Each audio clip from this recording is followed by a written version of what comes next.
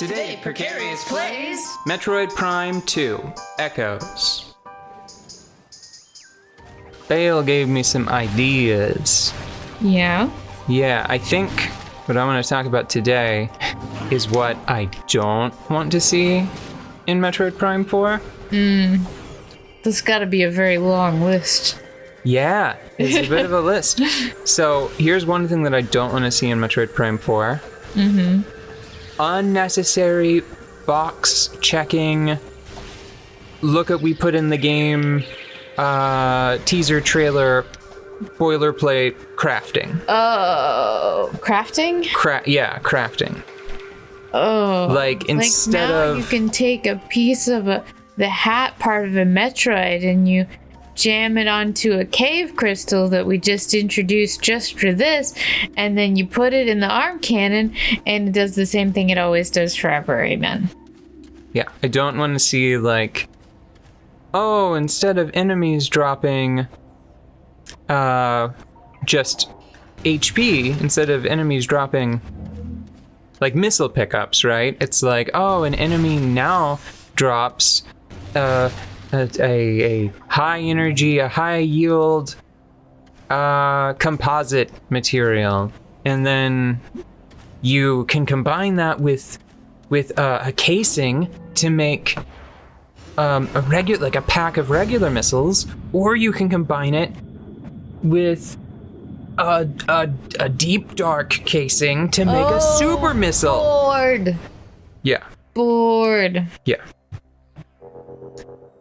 Yeah, I like how this game works. I know that I'm not a fan of crafting in general. I think the only crafting I have ever been happy about that wasn't in a game that was about crafting was maybe the crafting in WildStar. That was pretty fun. Yeah, and they turned it into like its own, like that cute little coordinate mini game you would play. Yeah, it was nice. It was nice. Yeah. So much about WildStar was nice. I wish I was the type of person to enjoy that type of environment more, but yeah. no. Well, you know what? I think you could nail it today. Yeah. Because you have so much more experience with like, I think that you could actually be a really good guild leader now. Ugh, I don't want a job. Right, but I wouldn't recommend it because it's a job that you pay to do. Yeah, I don't want to pay to do my daytime job. Right, No but I'm just thanks. saying, I think you could knock it out of the park. Yeah, with your new skills. I do have a certain tenacity about. I mean, if there's a problem and people aren't doing what they're supposed to, I will crack open all the files and read all the backlogs and figure out where everything is and be like, all right, people, this is what's happening. So. I used to really like the crafting in Final Fantasy XIV, but they changed it and made it much more uniform across all of the different crafts. See, it used to be it sounds like the kind of thing, the way I'm about to describe it, it sounds like tedious and bad and redundant and stupid. But I promise it's not, it's good. So what you would do is you would have various crafting skills that would be unique to a specific craft, right? So here's I don't want to explain the whole crafting system, so I'm just going to come up with like a falsehood to give you the spirit of it, right? So let's say that whenever you're crafting, you have like a quantity value that determines how many of a finished product you make, and then you have like a quality value, right? You might get an ability from like tailoring, for example, right? That reduces the quantity but increases the quality.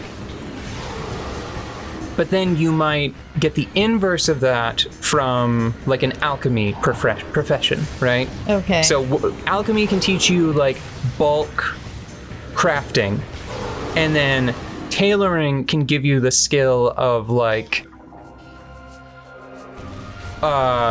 let's call it like, made to order, well, I can't think of what it's called because it's just tailored. Like you just get an outfit tailored, right? Yeah. So we'll just call it like Mastercraft tailor. Yeah. Couture. So you can get the couture skill from your tailoring abilities, and then you can get this bulk crafting from Alchemy. But then you can use them on one another. So you could be like, I'm gonna make a whole big batch of socks real quick. Or you could be like, I'm going to make the best juice. I'm going to make super juice using the skills that I learned as a tailor in my alchemy profession. Seems complicated. The important thing is the practical effect, right? Yeah. Like what it amounted to. Yeah. Ultimately, it's a really nice, but still like in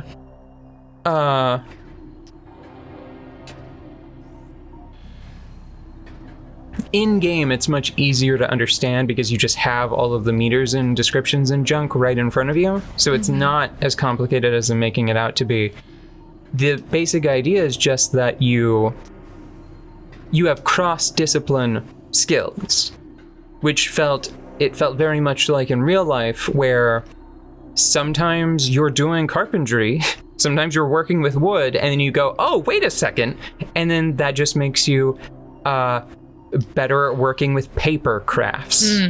So like how sometimes you're managing different projects and then all of a sudden you realize maybe I could be a guild leader. Yeah, maybe I could be a guild leader now. But yeah, so no crafting. Oh, so it's already moved. No crafting for Metroid Prime. Right, just because really it speaks to a larger desire, which is nothing that is going to slow the pace of the game down. Yeah, I think that the pacing of Metroid games in general is really satisfying. And when it's not being satisfying, most of the time it's because you forgot where you were supposed to backtrack to or something. Like, I want to say a lot of the time it's your fault. You know? Wait. Was this where I was supposed to go? See, this is what I'm talking about. Slowing down the pace of the game. I don't know if this is gonna take me to my Luminoth friend. No, I don't think I went the right way. Man, every time you say Luminoth, the nerd in me wants to correct you because Luna Moth is a real thing, and I'm like, you mean Luna Moth, and you don't. No, it's a Lumin Moth. Luminoth. Luminoth. Luminoth. Yes, this is true. However, there's just this tiny corner of my mind that I just have to like sit on. Be like, no, you don't. That is screaming, actually. And it's like, no. We are in a fiction here. Luminoth is not even a scientific name, so chill out. Luminoth. There it is. Luminoth, yeah. Luminoth. I see it. I know it. You know what? I should really lower I should lower the bar. This is the bare minimum for what will make me happy.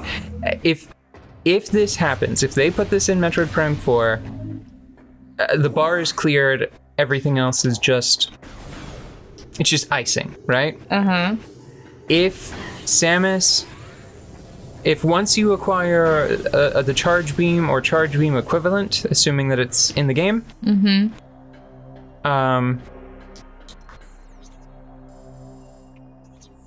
if it is fired on release instead of button press, yeah, I will be a happy camper. That's all they have to do. That is the absolute minimum. I think that would be, I mean, it's just a no-brainer. listen, Metroid Prime 1, 2, and 3 are not bad games. There are a lot of good Metroid games, and do you know how many of them have Samus's Power Beam fire on release instead of button press? Do any of them? I think the answer is 0. Oh. I think that the answer is 0. It makes me feel like a madman.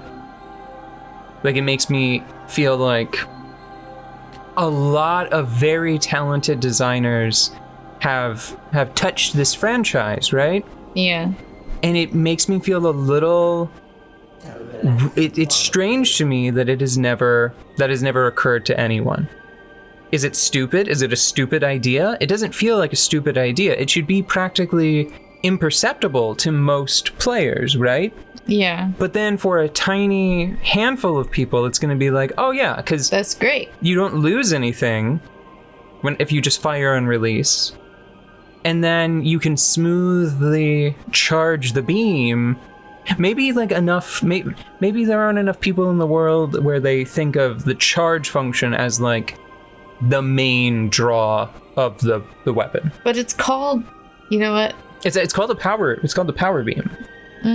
Charge beam is an upgrade for it. I know that sometimes I think we like locally will say, oh, it's the charge beam, but it's actually the name of the weapon. It's the power, or I think it might actually be just the arm cannon, and the power beam is just one of its modes.